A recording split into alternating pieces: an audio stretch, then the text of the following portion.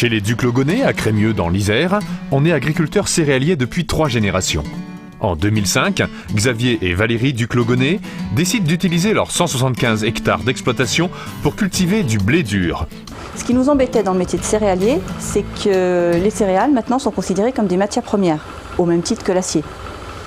Donc pour un agriculteur qui est quand même au départ censé nourrir la planète, c'était psychologiquement assez... Enfin, ça ne nous satisfaisait pas.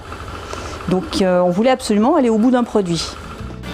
Et c'est fin 2010 que les Duclogonais ont eu l'idée de transformer leur production de blé dur en farine et pâtes alimentaires sèches, valorisant ainsi non seulement un produit original, mais aussi leur savoir-faire d'affineur. On maîtrise vraiment notre produit de A à Z. On va vraiment de la semence à l'assiette. Toute la spécificité vraiment de ce qu'on fait, c'est que tout se fait ici, sur l'exploitation. Là, on est au siège de l'exploitation. Le blé est stocké à l'étage de ce bâtiment, donc sur 200 mètres carrés. On a le trieur également qui est à l'étage. Donc dès la récolte, le blé est transféré à l'étage, il est trié en haut et il redescend dans le moulin qui est juste à côté pour être ensuite transformé dans la pièce voisine. Et c'est justement dans cette pièce voisine que Valérie crée et développe différentes formes de pâtes. Les torsades, penne, nouilles, tresses, coudes. Tous nos moules sont en bronze, c'est du matériel italien. En bronze avec du téflon à l'intérieur pour lisser la pâte.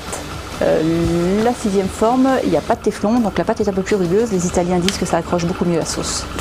Valérie continue sans cesse d'innover en jouant avec les couleurs et les saveurs et en ajoutant des produits d'exploitation voisine pour créer des pâtes à la tomate, au basilic, au safran, au cacao et même à la bière brune locale.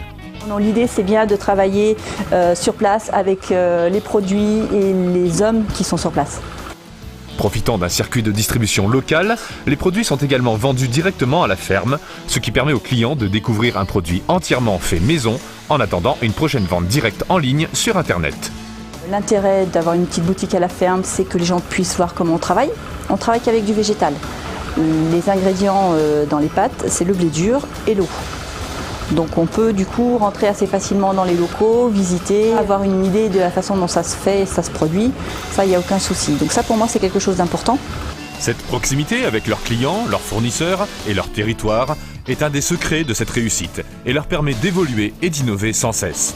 Producteur et maintenant affineur, l'exploitation Duclogonais est ainsi la première à proposer une telle valorisation du blé dans la région, du champ au produit fini. Enfin, c'était très intéressant pour nous. On aime bien ce type de challenge et oui, ça faisait partie du projet d'arriver à trouver quelque chose qui soit innovant, qui ne soit pas fait par tout le monde autour.